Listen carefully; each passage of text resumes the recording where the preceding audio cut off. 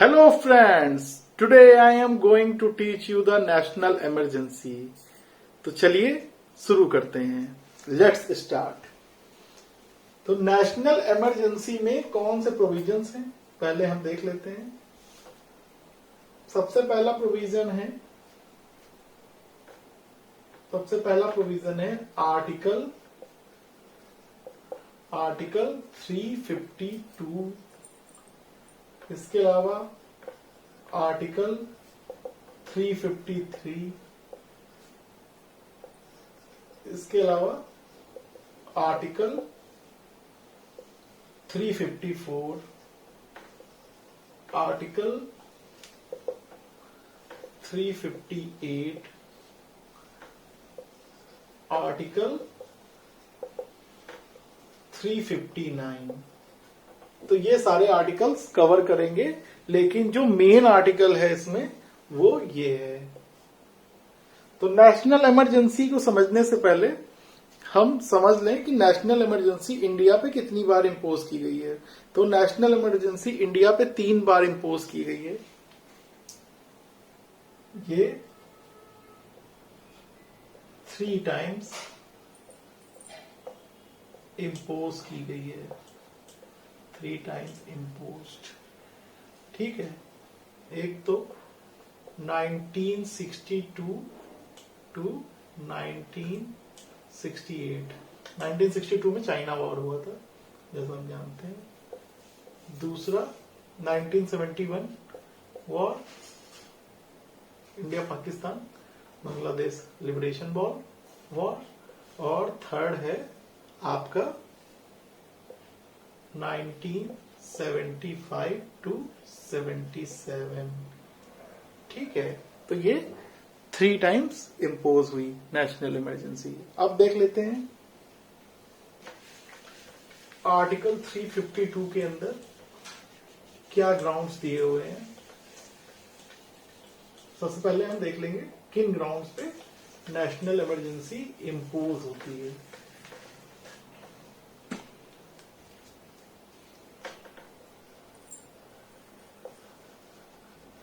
Grounds. तो इसके 3 ground हैं. पहला है वॉर, दूसरा है एक्सटर्नल एग्रेशन,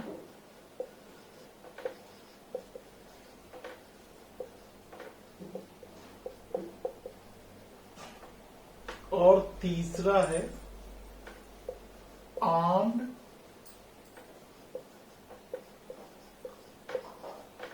रिबेलियन.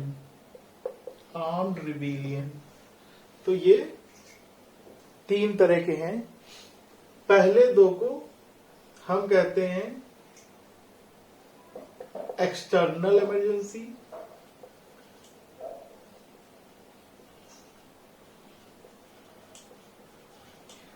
और तीसरे को कहते हैं इंटरनल इमरजेंसी.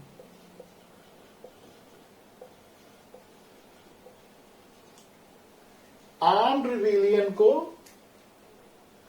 44th अमेंडमेंट में चेंज किया गया. पहले इसका क्या नाम था, ये क्वेश्चन बन सकता है कि पहले आर्म्ड रिबेलियन का क्या नाम था. पहले था इंटरनल डिस्टरबेंस. तो किसी भी चीज को इंटरनल डिस्टरबेंस समझा जा सकता था, लेकिन जब आर्म्ड रिबेलियन लिख दिया गया तो यहां पर केवल वेपन्स के साथ जो विद्रोह किया जाएगा उसको आर्म्ड रिबेलियन कहेंगे. ठीक है. तो ये हो गए ग्राउंड्स. अब देखते हैं कौन इंपोज करता है.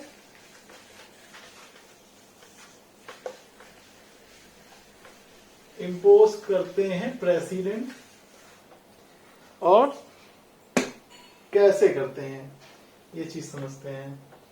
तो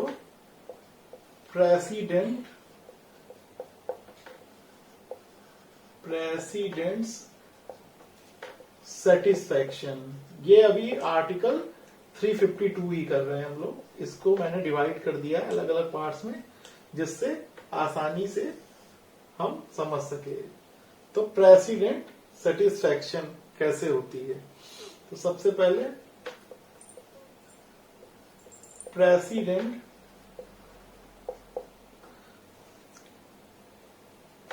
अगर सेटिस्फाई होंगे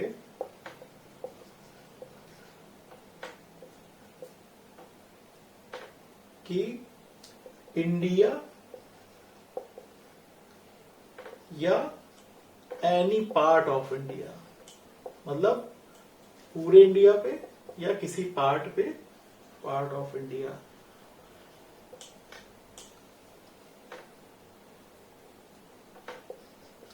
इज थ्रेटेंड, ये थ्रेटेंड है,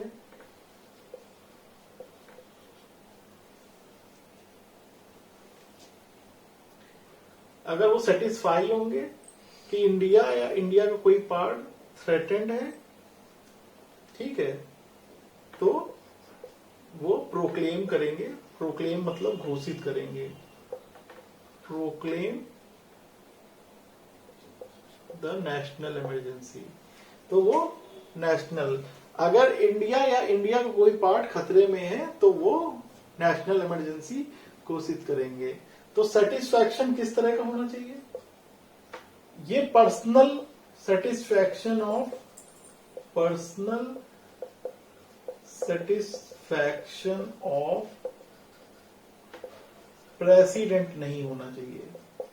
it can not be the personal satisfaction of the president. तो ये पर्सनल सेटिस्फैक्शन नहीं होता है, ये सेटिस्फैक्शन होता है कैबिनेट का। किसका सेटिस्फैक्शन है ये सेटिस्फैक्शन है, satisfaction of the, satisfaction of the sorry cabinet, cabinet.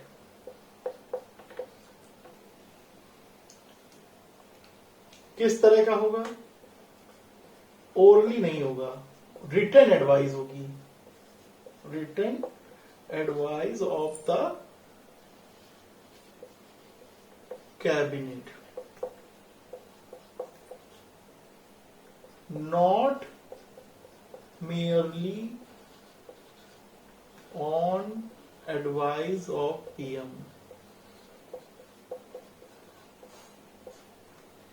तो is a personal satisfaction president का नहीं होगा, और ये केवल पीएम के एडवाइस पे नहीं होगा, ये कैबिनेट की एडवाइस पे होगा। तो ये दोनों बातें बिल्कुल क्लियर होनी चाहिए। और कैबिनेट कैसे देगा? रिटन एडवाइस होगी। तो ये सारी चीजें हो गई।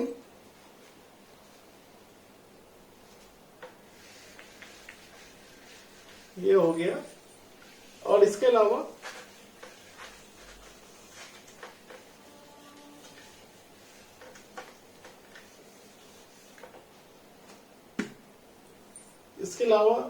इसमें क्या हुआ कि पहले एक प्रोविजन था सब्जेक्टिव सेटिस्फैक्शन को जुडिशियल रिव्यू के अंडर नहीं ला सकते थे, जुडिशियल रिव्यू के अंदर नहीं ला सकते थे। तो सब्जेक्टिव सेटिस्फैक्शन ये होता है कि किस बेसिस पे, आखिर किस आधार पर प्रेसिडेंट प्रोक्लेम कर रहे हैं इमरजेंसी। तो उस बेसिस को कोर्ट चेक नहीं कर सकती थी, मतलब उसकी वैलिडिटी क्या है, ठीक है। लेकिन फिर एक केस आया जिसका नाम है Minerva Mills versus union of India 1980। तो इसमें क्या हुआ, कोर्ट ने कहा कि no bar on judicial review, ठीक है, जुडिशियल रिव्यू पर कोई भी बार नहीं लग सकता है, वो भले ही सब्जेक्टिव सेटिस्फैक्शन ऑफ प्रेसिडेंट भी हो। तो कोर्ट उसको स्क्रूटनाइज कर सकती है, मींस वैलिडिटी को चेक कर सकती है कि आखिर आप किस बेसिस पे ले रहे हो। अगर वो मैलाफाइड है तो कोर्ट उसको अनकॉन्स्टिट्यूशनल या अल्ट्रा वायरस घोषित कर देगी। ठीक है, तो ये हो गया आपका प्रेसिडेंट सेटिस्फैक्शन और एक केस भी हो गया।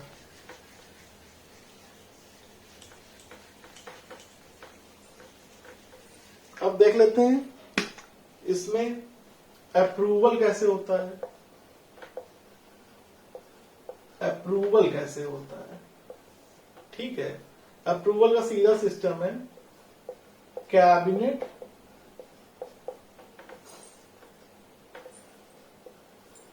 रिटन एडवाइस भेजेगी प्रेसिडेंट को, प्रेसिडेंट प्रोक्लेम करेंगे नेशनल इमरजेंसी। ठीक है,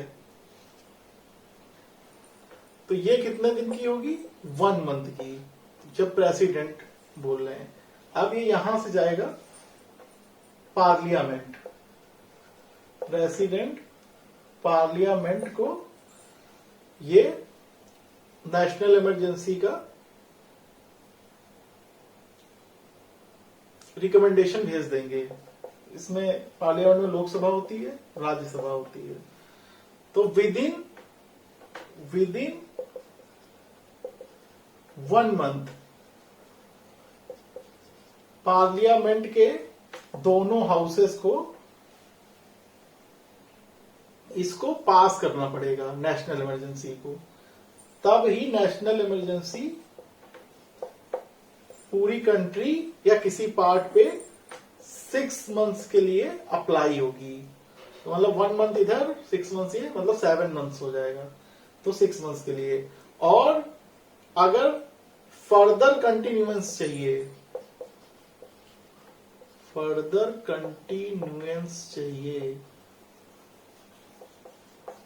तो फिर उनको फिर यही प्रोसीजर अपनाना पड़ेगा, यही प्रोसीजर फिर से अपनाना पड़ेगा। तो फिर 6 मंथ्स के लिए वो लागू होगी। और इसमें जब पास हो रहा है तो किस तरह की मेजोरिटी चाहिए, इसमें चाहिए स्पेशल मेजोरिटी। पहले इसमें सिंपल मेजोरिटी चाहिए होती थी, लेकिन 44th कॉन्स्टिट्यूशनल अमेंडमेंट एक्ट के बाद इसमें स्पेशल मेजोरिटी चाहिए होती है। 44th अमेंडमेंट कब आया था, 1978 में। तो ये आपका अप्रूवल का प्रोसेस हो गया। अब देख लेते हैं रेवोकेशन कैसे होगी, मतलब कैसे हटाया जा सकता है। अभी आपका आर्टिकल 352 ही चल रहा है। रेवोकेशन, रेवोकेशन कैसे होगा। रेवोकेशन में फर्स्ट थिंग कि जिन सिचुएशंस में, जो सिचुएशंस थी,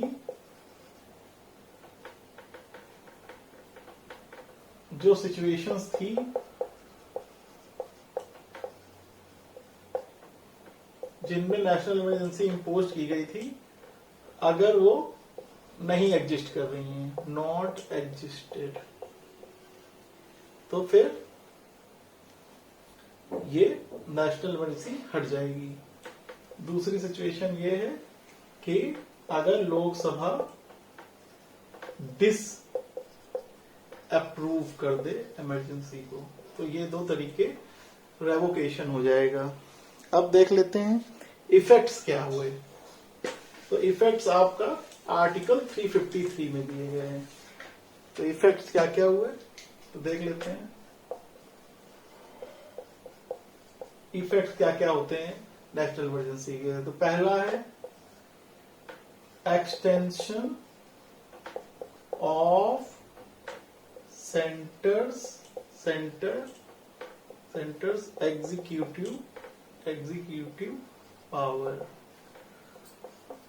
तो नेशनल इमरजेंसी में जो सेंटर का एग्जीक्यूटिव पावर होगा वो डायरेक्शंस देगा। ऐसा नहीं है कि स्टेट का एग्जीक्यूटिव पावर बिल्कुल ही खत्म हो जाएगा। दूसरा है कि जो सेंटर है वो लेजिस्लेट कर सकेगा, legislate on the state subject, means state list में जो कानून दिए गए हैं उस पे सेंटर भी अपना कानून बना सकता है। ठीक है, तो ये दोनों, ये 353 और ये 353B में दिया हुआ है। तीसरा क्या है? तीसरा है कि अल्टर रेवेन्यू डिस्ट्रीब्यूशन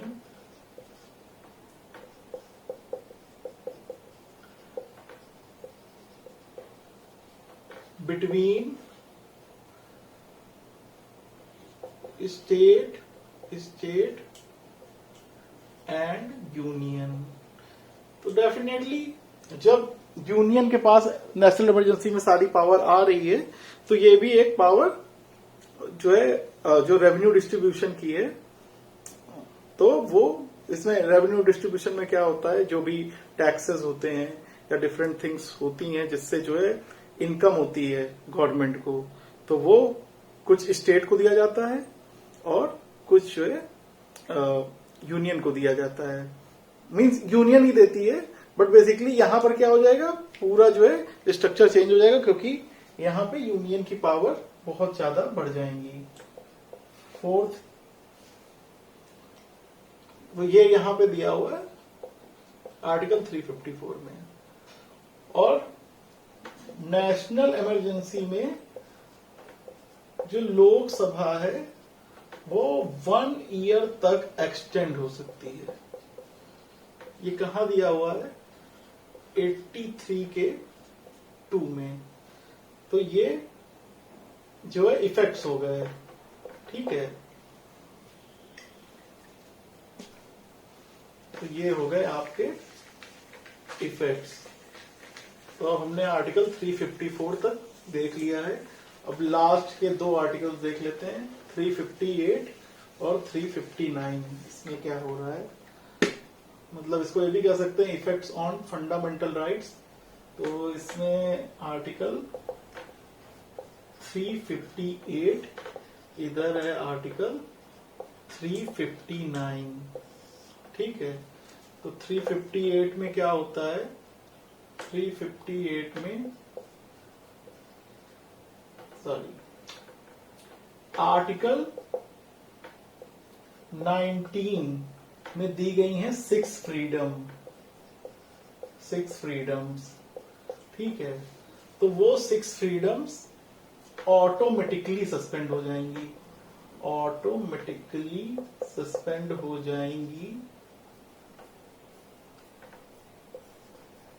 सस्पेंड हो जाएंगी। क्यों सस्पेंड हो जाएंगी? क्योंकि नेशनल इमरजेंसी इंपोज हो चुकी है।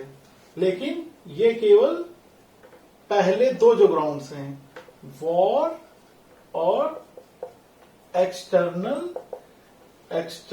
एग्रेशन में होगा। आर्म्ड रिबेलियन में ऐसा कुछ भी नहीं होगा। ठीक है, इसमें क्या है, इसमें प्रेसिडेंट, आर्टिकल 359 में प्रेसिडेंट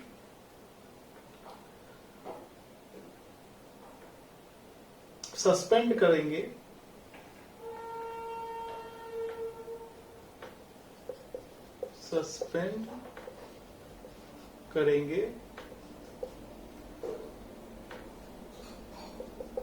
फंडामेंटल राइट्स जो पार्ट 3 में दिए गए हैं 12 to 35 एक्सेप्ट आर्टिकल 20 and 21। इन दोनों आर्टिकल छोड़ के सबको सस्पेंड कर सकते हैं एक प्रेसिडेंशियल ऑर्डर से। तो ये आपका 359 भी कंप्लीट हुआ। अब एक केस देख लेते हैं जल्दी से। तो ये केस है ADM Jabalpur versus Shivkant Shukla. ADM Jabalpur versus Shivkant Shukla.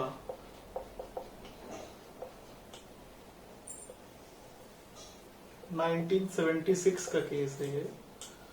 तो इसमें ये एक हैबियस कॉर्पस का केस है।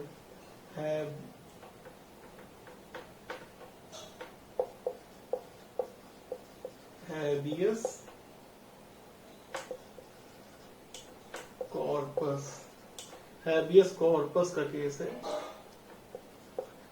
तो हैबियस कॉर्पस में क्या होता है, जो भी लोग इलीगली डिटेन किए जाते हैं उन्हें कोर्ट कहती है आप बरी करिए क्योंकि ये इलीगली डिटेन किए गए हैं। तो ये आर्टिकल 32 में और 226 में आती है। जब वो चैप्टर करेंगे तो हम आपको बताएंगे। तो अभी यहाँ पर जो है तो क्या होता है, इसके फैक्ट कुछ इस तरह हैं कि मीसा एक्ट के अंडर उतना मतलब इमरजेंसी लग गई होती है, 1975 की बात है, और मीसा एक्ट के सेक्शन 3 के अंडर सबको इलीगली डिटेन किया जा रहा था। तब एक हैबियस कॉर्पस की रिट डाली गई। तो वहां पर 5 जजेस बेंच बैठी। तो 5 जजेस बेंच में कौन कौन थे?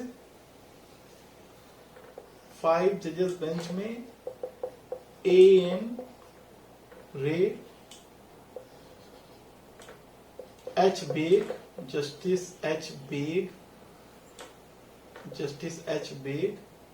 Justice Y.V. चंद्रचूड़, Y.V.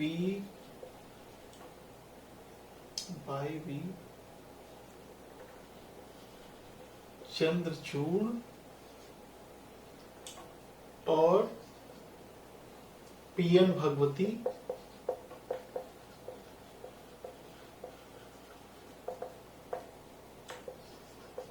और जस्टिस H.R. खन्ना,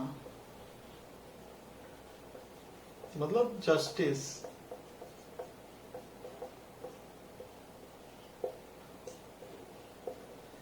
तो ये चारों लोग थे। ये लोग मेजॉरिटी में थे,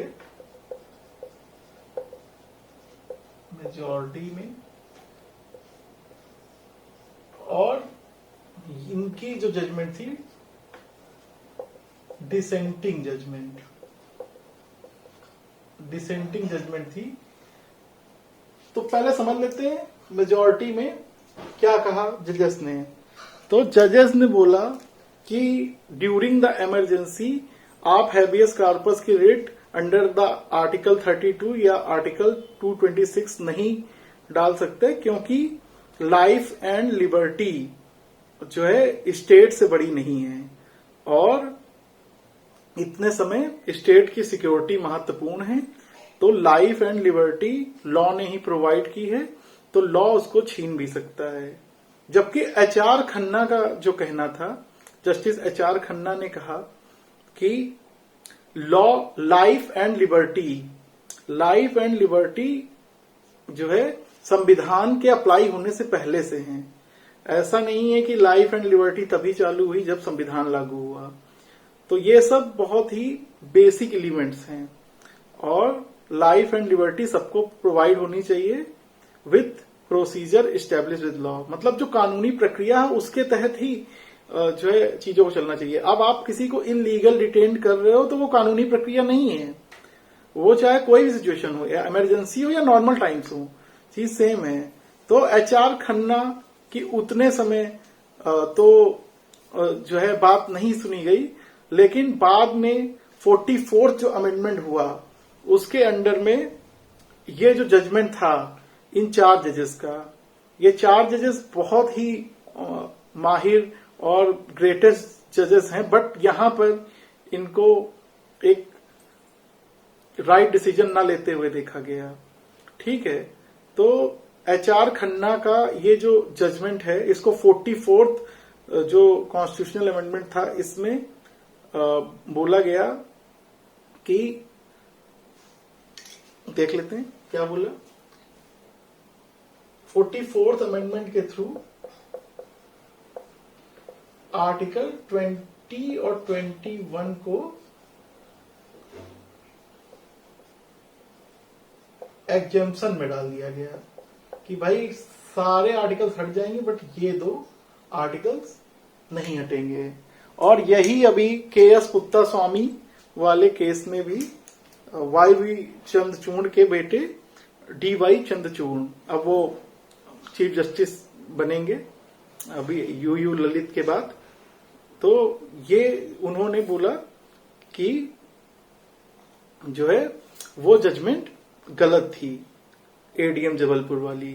तो लाइफ और लिबर्टी आप नहीं छीन सकते हो किसी की, ठीक है। चलिए, thank you so much. Hope आप लोगों को चैनल में जो भी क्लासेस हैं समझ में आ रही होंगी।